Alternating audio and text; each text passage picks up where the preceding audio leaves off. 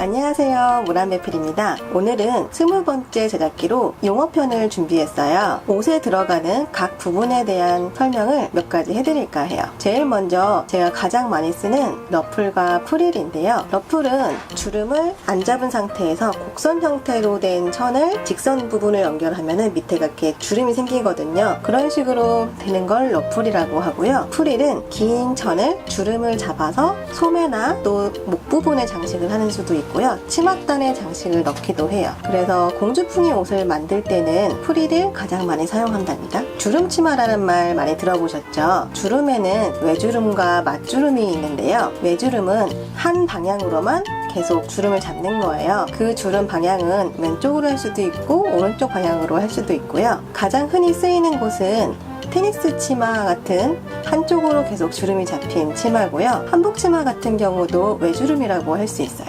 그리고 맞주름이라는 건 가운데 방향으로 똑같이 주름을 접어서 이런 식으로 겹쳐지는 주름이에요. 흔히 우리 중고등학교 때 입었던 교복치마들, 교복치마 주름이 보통은 맞주름으로 된 스커트들이 많을 거예요. 핀턱이라는 건 장식적으로 넣는 선의 일종인데요. 목 부분이나 원피스 몸판 같은 경우에 얇은 선으로 아주 얇게 접어서 이렇게 세로로 들어간 장식 선들이 있어요. 한 1mm 정도 두께만 주고 연달아서 핀턱을 주기도 하고요. 보통은 장식적으로 넣는 거기 때문에 좀 손이 많이 가는 장식 중에 하나예요. 다트라는 말 들어보셨나요? 이렇게 원형판에 던지는 다트 말고요. 옷에 들어가는 다트가 있어요. 보통은 몸에 딱 맞게 원단을 세로로 접어서 몸에 맞게 삼각형, 위에 삼각형, 아래 삼각형 해서 총 마른 목걸이 길게 들어가는 장식이고요. 보통은 여성복에 많이 쓰이는데 남성복에도 들어가기도 해요. 또 바지에도 보면 허리둘레와 엉덩이둘레가 차이가 나기 때문에 다트를 넣어서 딱 맞게 패턴을 만든답니다.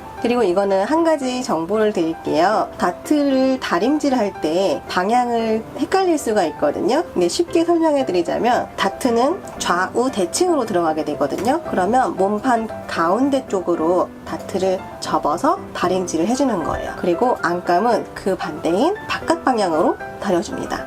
그렇게 해야 다트 부분이 두껍게 튀어나오지 않아요. 다음은 프린세스 라인이라는 건데요. 프린세스 라인은 여성복에 많이 들어가고요. 어깨나 여기 소매 끝 진동 부분, 겨드랑이 둘레를 진동 부분이라고 하거든요. 여기에서부터 이렇게 곡선으로 내려가는 다트의 일종이에요. 그래서 밑단까지 가거나 엉덩이 둘레에서 끝나게끔 라인을 넣어주는 거고요. 이것도 마찬가지로 다림질 할 때는 가운데, 몸의 가운데 쪽으로 다림질을 해주고 안감은 바깥쪽으로 다려줍니다. 프린세스 라인은 어깨나 진동 둘레에서부터 시작해요. 이것도 여성복에 많이 쓰이긴 하지만 남성복에도 쓰여요. 보통 자켓에 보면 이렇게 세로선으로 선이 들어가 있거든요.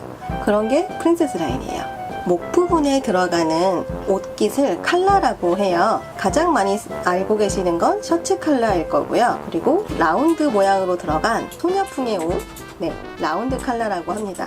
그리고 우리 예전에 봤던 만화들에서 많이 나왔던 건데요. 지금도 일본 교복에는 많이 들어갈 거예요. 세일러 칼라라고 들어보셨죠? 해군복에도 많이 들어가고요. 이렇게 앞은 세모고 뒷부분은 네모로 들어간 칼라입니다. 네크라인은 목 둘레를 말하는 말인데요. 이렇게 원형으로 들어간 네크라인은 라운드 넥이라고 하고요. V자로 파진 티셔츠 같은 경우는 V넥이라고 하고요. 그리고 많이 못 들어보셨을 텐데 보트넥이라는 게 있어요. 보트넥은 배 모양처럼 생긴 네크라인이라서 보트넥이라고 하고요. 가로로는 넓고 앞뒤는 좁게 이렇게 파진 네크라인을 보트넥이라고 합니다.